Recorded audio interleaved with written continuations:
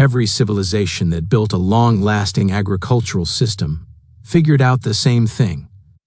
Every civilization that abandoned it eventually fed its exhausted soil to the wind and moved on. Marcus Terentius Varro documented the rotation system in 37 BCE. China had it in the 1st century BCE. Columella wrote in the 1st century CE, "The earth does not weary of bearing if she is given the rest she needs." Every long-surviving agricultural system converged on the same practice.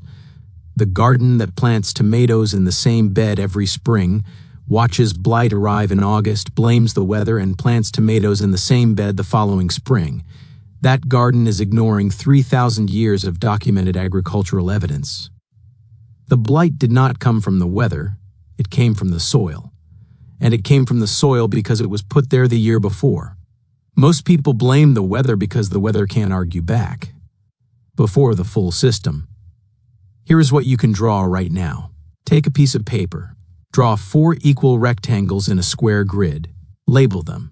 Bed 1, Nightshades. Bed 2, Brassicas. Bed 3, Legumes.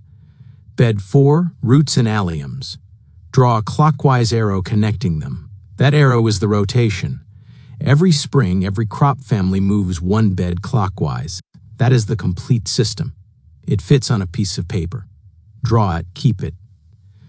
This is the 20th and final video in this channel's first series. Every video has been building toward the same thing, a garden that requires fewer inputs, produces more food, and gets better over time rather than worse.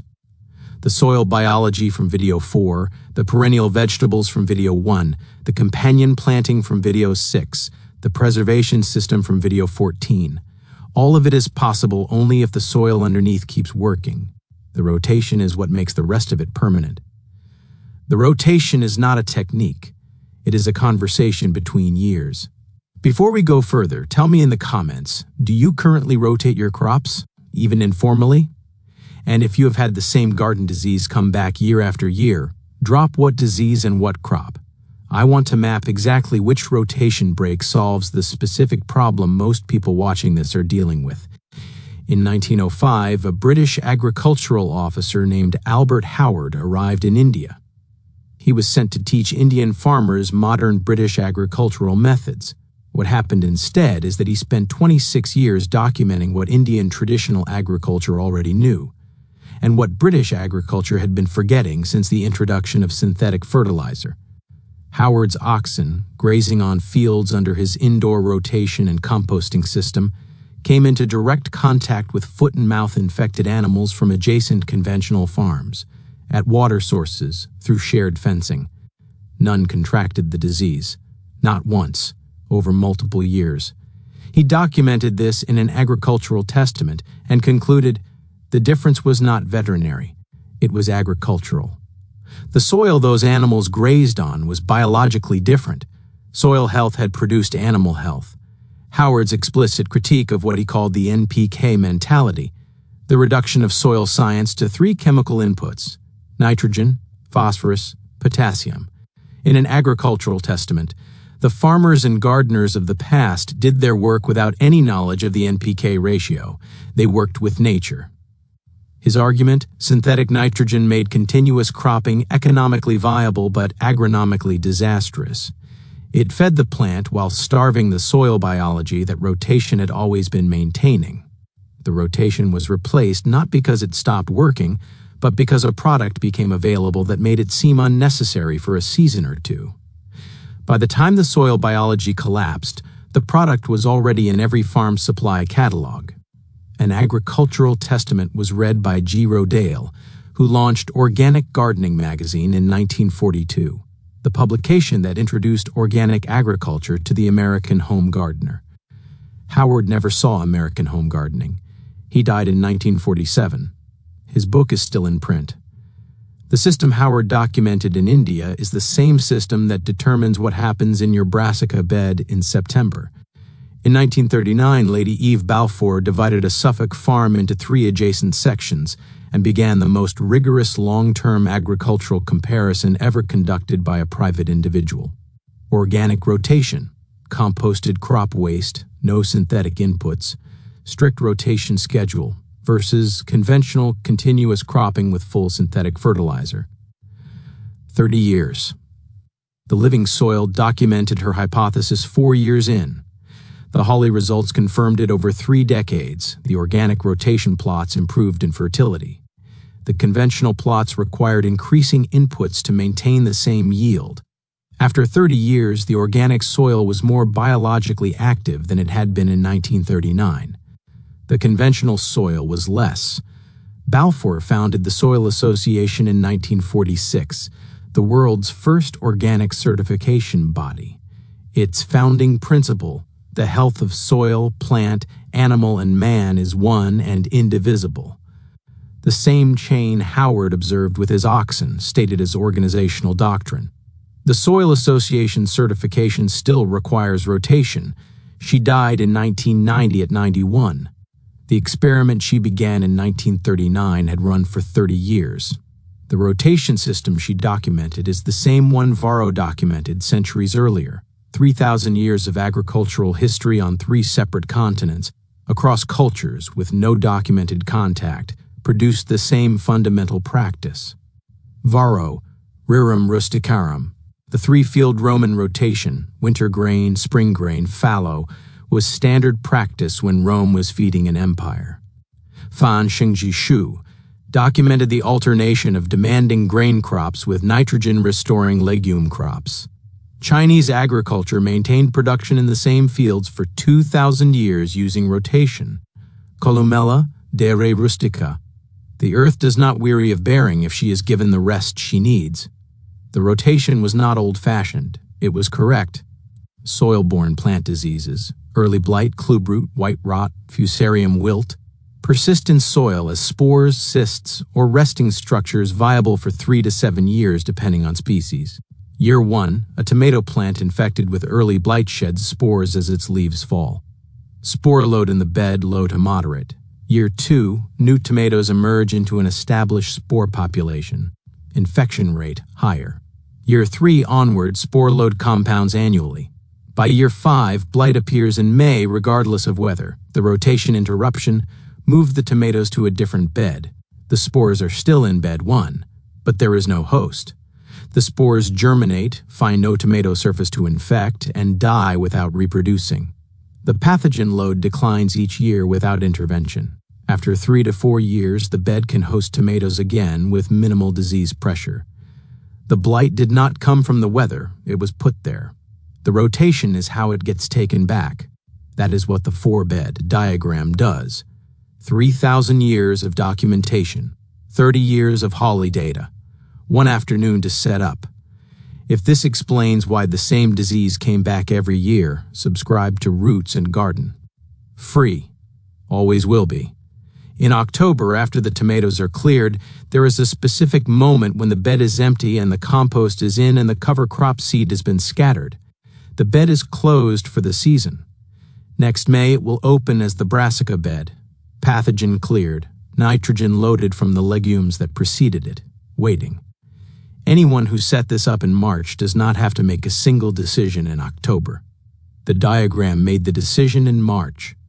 The rotation is not a technique.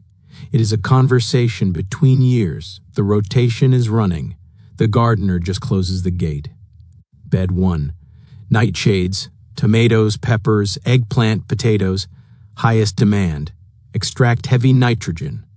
Accumulate blight, Fusarium wilt. Leave a depleted pathogen-loaded bed. Must be followed by restoration. Bed 2.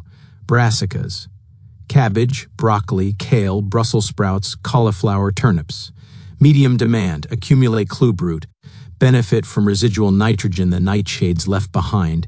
Nightshade pathogens do not affect brassicas, must never follow themselves. Clubroot spores are viable for 20 or more years. Bed 3. Legumes. Beans, peas, edamame, broad beans. Fix atmospheric nitrogen through root nodules containing rhizobium bacteria. Leave nitrogen-enriched soil cleared of nightshade and brassica pathogens. The restoration bed, the plants are the fertilizer. Bed 4, roots and alliums. Carrots, parsnips, beets, onions, garlic, leeks. Low-demand crops that prefer the nitrogen-rich pathogen-cleared soil the legumes prepared. Every spring, every family moves one bed clockwise. Setting up from scratch. Year 1, designate 4 beds. Plant each family in its starting bed. Draw the diagram. Year 2, everything moves one bed clockwise. The nightshades are in last year's legume bed. Nitrogen-rich, pathogen-free. Year 2 is when the results begin. Year 4 is when the disease break is fully established. What about perennials? The asparagus from video 1, the walking onions, the comfrey? They occupy permanent beds outside the rotation. They do not rotate. The rotation applies to annual crops only. An asparagus bed at the edge of the rotation system is not a weak point. Its deep root system mines minerals from subsoil layers the rotation crops never reach. When bed 1 is cleared of nightshades in fall, that bed receives the season's compost. The most depleted bed gets the restoration. Howard's principle, the compost goes where the demand was highest. Finished compost applied to the cleared nightshade bed in October smells like forest floor, earthy, alive, slightly sweet. That smell is the biological activity Howard documented at Indore.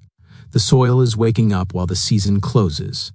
4 beds, 1 clockwise arrow. If this changes how you plant next spring, subscribe to Roots and Garden. Free, always will be. Honest question, which surprised you more? That blight spores remain viable in soil for up to 5 years, or that the Romans documented the rotation to prevent this in 37 BCE and most people stopped using it because fertilizer was cheaper. The tomato blight that has arrived in August every year for 5 years is not bad luck. Alternaria solani spore viability in soil, 3 to 5 years. Minimum rotation break, 3 years. The 4-bed system provides a 4-year break, 1 year beyond the minimum. Do not compost infected tomato foliage. Burn it or bag it. Potato shares soil-borne pathogens with tomato. Both are nightshades. They occupy bed 1 together and move together. Never plant potatoes where tomatoes grew the previous year. Most gardeners never realize this is happening underground. The bed looks fine. The disease is already there. Clubroot, Plasmodiophora brassicae, is the most persistent Brassica pathogen. Spore viability, 20 or more years in acidic soil. Lime the Brassica bed to raise pH above 7 before planting. Rotation plus liming together. Fusarium wilt, tomatoes, cucumbers, peas. Spore viability, 3 to 7 years. 4-year minimum rotation. Resistant varieties exist. Plant them in beds with Fusarium history. The soil remembers longer than people do.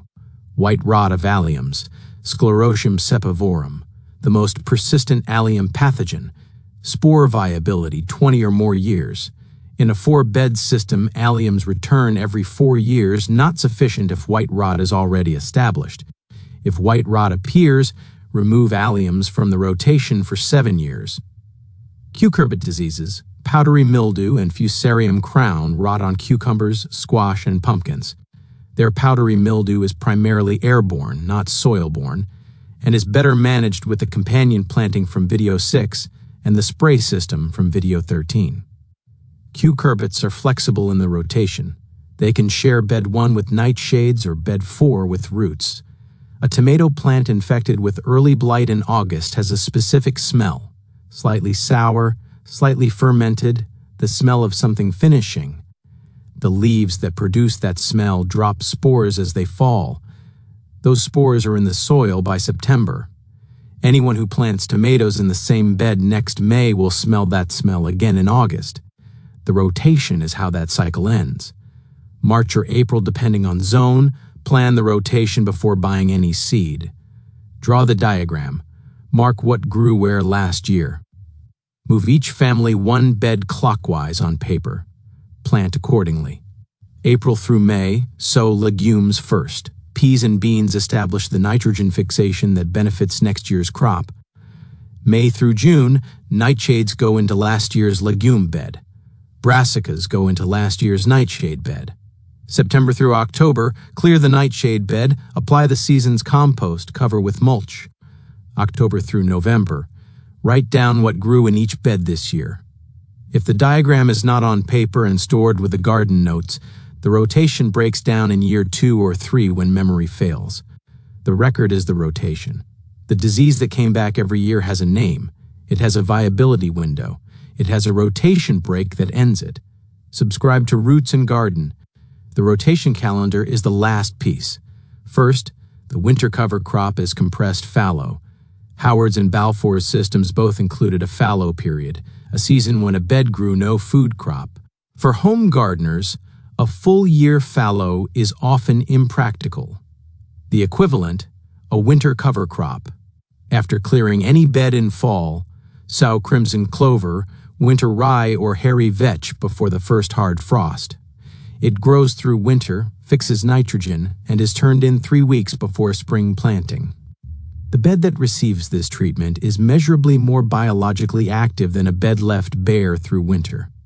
Pull a spent bean plant from the bed in October and shake the roots clean. The small white nodules on the root hairs, each one a colony of rhizobium bacteria, are the nitrogen that next year's tomatoes will eat. The plant manufactured it from air. The rotation moves it to where it is needed. Second, the asparagus exception. Asparagus occupies a permanent bed for 20 or more years. It cannot rotate. What it can do is serve as the biological corridor between rotation beds. Its deep root system mines minerals from subsoil layers and deposits organic matter that enriches the surrounding soil. The asparagus from Video 1's perennial list is the permanent neighbor to the rotation system. It does not rotate with the annuals. It enriches the ground they rotate through. The rotation is not a technique. It is a conversation between years. The nightshade bed that hosted tomatoes this August is speaking to the legume roots that will fix nitrogen in it next May. The soil is the medium of that conversation. Varro wrote it in 37 BCE. Howard watched his oxen confirm it in 1910. Balfour documented it for 30 years, starting in 1939. For most of human history, this was just normal gardening. Then synthetic fertilizer arrived, and people stopped rotating because they didn't think they needed to anymore. The rotation did not fail. People stopped using it. Gardeners have been drawing versions of this diagram for centuries. The diagram is not complicated. The evidence behind it is what makes it worth drawing. The foundation is complete now. What you build on it is yours. Subscribe to Roots and Garden. 20 videos, 1 foundation. The forgotten crops, buried knowledge, and ancient systems that built the most productive gardens in human history. The gardener was not failing. The system was incomplete. The foundation is complete. What you build on it is yours. Are you drawing the 4-bed diagram today? And after 20 videos, what was the single thing this channel showed you that changed how you look at your garden?